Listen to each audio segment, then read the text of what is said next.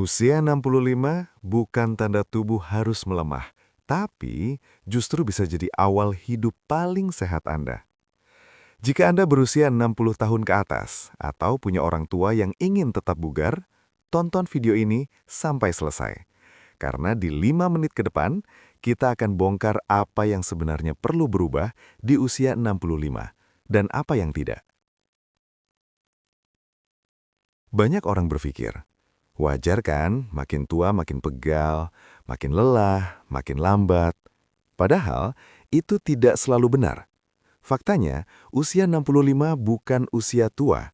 Itu hanya angka di kalender, bukan vonis kesehatan. Kenapa badan mulai terasa turun di usia 65? Di usia ini biasanya ada 3 hal besar yang berubah tanpa kita sadari. Pertama, aktivitas fisik menurun. Lebih jarang bergerak, lebih sering duduk. Kedua, pola makan ikut berubah. Makan lebih sedikit, tapi bukan berarti nutrisinya cukup. Ketiga, akumulasi masalah lama. Kolesterol, tekanan darah, gula darah, mungkin sudah bertahun-tahun tinggi dan baru terasa sekarang. Bukan karena Anda tua, tapi karena tubuh akhirnya menagih kebiasaan lama. Fakta penting, 65 bukan usia lemah. Ini penting. Tidak ada alasan biologis otot harus rusak di usia 65. Kalau di usia 45 Anda bisa aktif, maka di usia 65 Anda seharusnya masih kuat, tajam, dan bertenaga. Mungkin sedikit lebih lambat, tapi bukan lemah. Perlukah suplemen di usia 65? Jawabannya tidak banyak, tapi penting. Vitamin B12, wajib. Penting untuk saraf dan otak. Kekurangan B12 bisa meningkatkan risiko anemia dan demensia. Ambil suplemen, jangan menunggu gejala. Vitamin D, terutama jika jarang kena matahari, baik untuk tulang, otot, dan imunitas.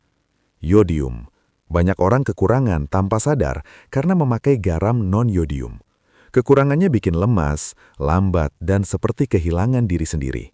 Ingat, ini bukan karena usia, tapi karena nutrisi kurang tepat. Terlambatkah ganti pola makan di usia senja? Jawabannya tegas, tidak. Ini mitos paling berbahaya. Orang tua susah berubah. Faktanya, banyak lansia justru paling siap berubah karena mereka lelah minum obat seumur hidup. Pola makan berbasis nabati yang sehat terbukti menurunkan kolesterol, menstabilkan gula darah, membantu tekanan darah turun, meningkatkan energi dan kejernihan otak. Satu catatan penting, jika Anda sedang minum obat, beritahu dokter saat mulai mengubah pola makan. Karena tubuh bisa membaik cepat dan dosis obat mungkin perlu disesuaikan.